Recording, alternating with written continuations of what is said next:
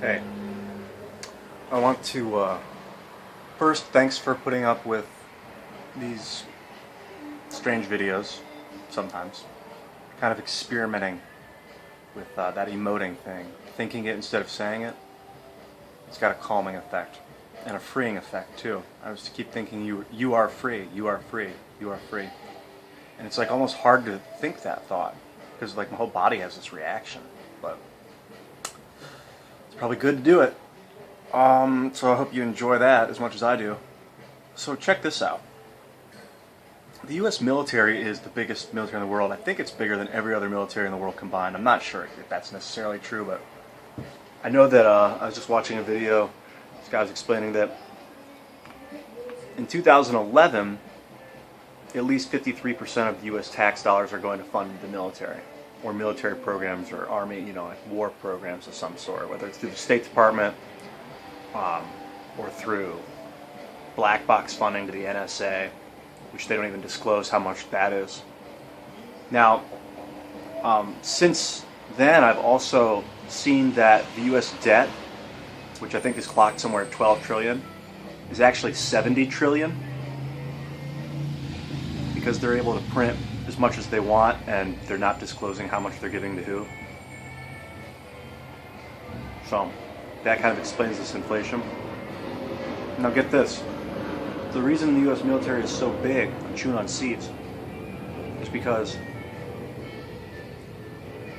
what they've been doing since the 70s, since Nixon abolished the gold standard of the U.S. dollar and went to a fiat currency, saying the U.S. dollar is now based on faith, nothing else. If you believe it's worth something, it's worth something. That's what we're doing. And our military started policing all these OPEC countries. The oil production export countries, I don't know, I think it's something that stands for that. Formed in 1960, but it's basically, literally, the definition begins, it is a cartel that is, running the oil. And the U.S. military is making sure that they only sell that oil in U.S. dollars. So for another country to buy oil from one of these OPEC countries, they have to buy U.S. dollars to buy it. So our dollar is backed by oil and the U.S. military.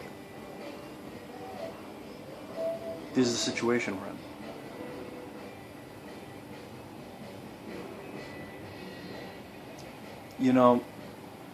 To form like a new currency, it's got to be beyond money. I think to think of currency in terms of money is prison. The idea of a free energy circuit is a type of currency. There's a toroid of energy, the Earth's magnetic field. We can tap into it.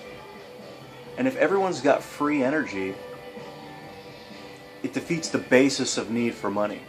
With 3D printing, the information becomes currency, becomes value. I mean, obviously electricity is a type of currency, but the information becomes the tradable resource.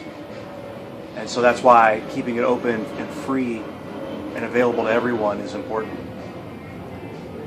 It kind of was, I was getting a little like, well, what if everyone had access to everything? Would that be destructive? Would someone blow up the world? I don't know. You have regulations in place for a reason. I know the U.S. government has already attempted to regulate the information on how to 3D print a plastic gun, but then other plans could pop up about how to print another 3D plastic gun that's different than that one, and then someone tries to make that go away. It's like the information goes up once, it's out to however many thousands and millions of people. This is where we're headed. So let's build some Tesla coils, get some free energy flow, charge your items from afar, build a better battery so it only takes you about 10 seconds to charge 2 days worth of power. We can all live in space and float around with ion thrusters and spin like mushrooms.